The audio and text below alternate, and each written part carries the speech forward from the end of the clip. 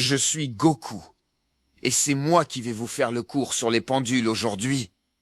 Imaginez une horloge ancienne dont le pendule oscille lentement, régulièrement, depuis des siècles. Ce mouvement simple cache une richesse scientifique extraordinaire. Depuis Galilée jusqu'à Foucault, le pendule a révolutionné notre compréhension de la physique. Dans ce cours, nous allons explorer ensemble les lois qui gouvernent les oscillations, l'énergie, la résonance et même la rotation de notre planète. Bienvenue dans le monde fascinant des pendules. Un pendule simple est un système idéalisé constitué d'une masse ponctuelle appelée le bob, suspendu à un fil inextensible et sans masse. Ce système peut osciller librement autour de sa position d'équilibre sous l'action de la gravité. La position d'équilibre est la position verticale au repos, quand le fil est parfaitement vertical et la masse immobile. Tout écart à cette position déclenche le mouvement oscillatoire caractéristique du pendule. Plusieurs grandeurs physiques caractérisent un pendule. La longueur L est la distance entre le point de suspension et le centre de masse. L'amplitude est l'angle maximal par rapport à la position d'équilibre. La période T est la durée d'une oscillation complète mesurée en secondes. La fréquence F est le nombre d'oscillations par seconde mesurées en Hertz. Période et fréquence sont liées par la relation F égale 1 sur T. Ces grandeurs définissent entièrement le comportement du pendule. Deux forces s'exercent sur la masse du pendule. Le poids P est la force gravitationnelle dirigée verticalement vers le bas. Son intensité est P égale m fois g, où m est la masse et g l'accélération gravitationnelle. La tension T du fil est dirigée le long du fil vers le point de suspension. Ces deux forces se combinent pour créer le mouvement oscillatoire. Lorsque le pendule est en position d'équilibre, ces deux forces s'équilibrent parfaitement. La clé du mouvement du pendule réside dans la décomposition du poids. Le poids se décompose en deux composantes. La composante tangentielle perpendiculaire au fil est la force de rappel. Elle vaut moins mg sinus θ où θ est l'angle d'inclinaison.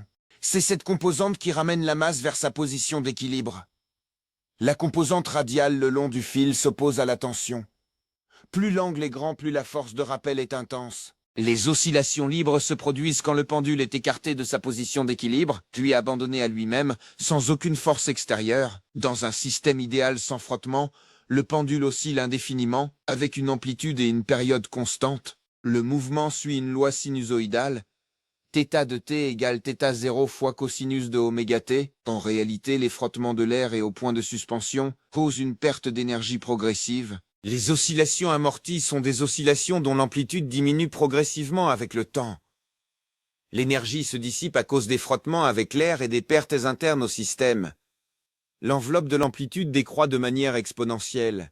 Le coefficient d'amortissement détermine la vitesse de cette décroissance.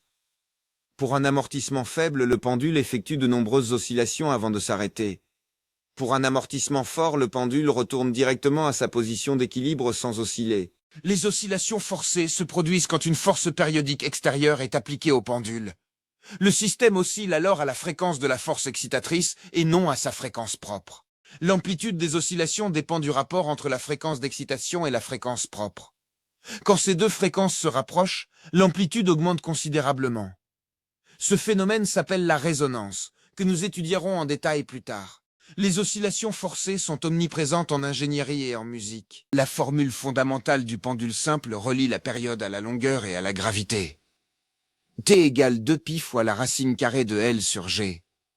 T est la période en secondes, L est la longueur du pendule en mètres, G est l'accélération gravitationnelle, égale à 9,81 mètres par seconde au carré. Cette formule, établie par Christian Huygens au XVIIe siècle, est valable pour les petites oscillations, c'est-à-dire pour des angles inférieurs à 15 degrés. La formule T égale 2π racine de L sur G révèle des informations cruciales. La période est proportionnelle à la racine carrée de la longueur L. Si on quadruple la longueur, la période double. Un pendule plus long oscille donc plus lentement qu'un pendule court. Observez plusieurs pendules de longueurs différentes oscillant simultanément. Les courts sont rapides. Les longs sont lents. Cette propriété est utilisée dans les horloges à pendule pour régler précisément la marche du temps. Contrairement à ce qu'on pourrait penser, la masse du pendule n'influence pas sa période. Elle n'apparaît pas dans la formule T égale 2π racine de L sur G.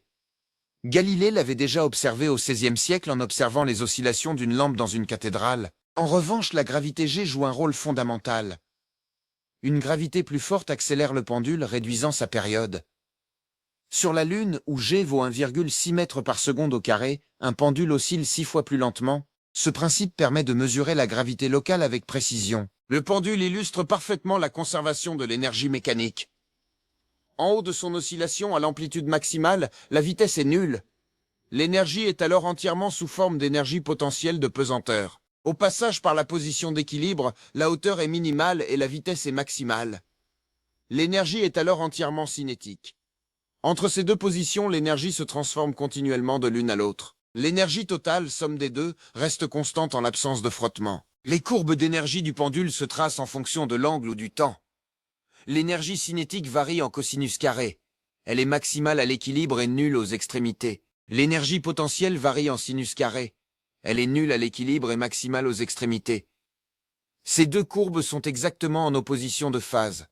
Leur somme est constante, représentant l'énergie mécanique totale conservée. En présence d'amortissement, les deux courbes décroissent ensemble, traduisant la dissipation progressive d'énergie vers la chaleur. La résonance est le phénomène d'amplification qui se produit quand la fréquence d'excitation correspond à la fréquence propre du pendule. Imaginez pousser une balançoire.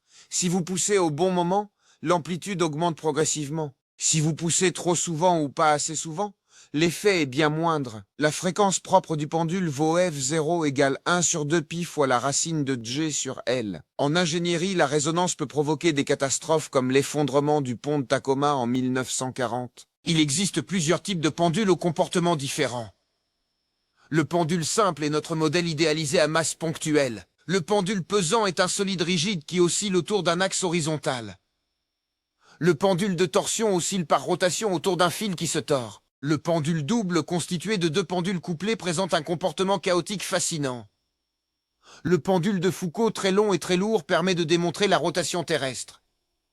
Chaque type possède ses propres équations et applications spécifiques. En 1851, Léon Foucault installa un pendule de 67 mètres sous le dôme du Panthéon à Paris. Ce pendule extraordinaire oscille librement dans l'espace. En raison de la rotation de la Terre, le plan d'oscillation semble tourner lentement. À Paris, ce plan effectue une rotation complète en environ 32 heures. Ce phénomène constitue une preuve directe et spectaculaire de la rotation terrestre. La déviation dépend de la latitude, nulle à l'équateur, maximale au pôle. Le pendule de Foucault est l'une des expériences les plus élégantes de l'histoire des sciences. Les pendules ont des applications concrètes dans de nombreux domaines. Les horloges mécaniques à pendule ont gouverné la mesure du temps pendant 3 siècles. Les sismomètres utilisent des pendules pour détecter et mesurer les tremblements de terre. Les gravimètres à pendule mesurent les variations locales de la gravité terrestre. En ingénierie civile, les amortisseurs à masse accordée de grands pendules protègent les gratte-ciel contre le vent et les séismes.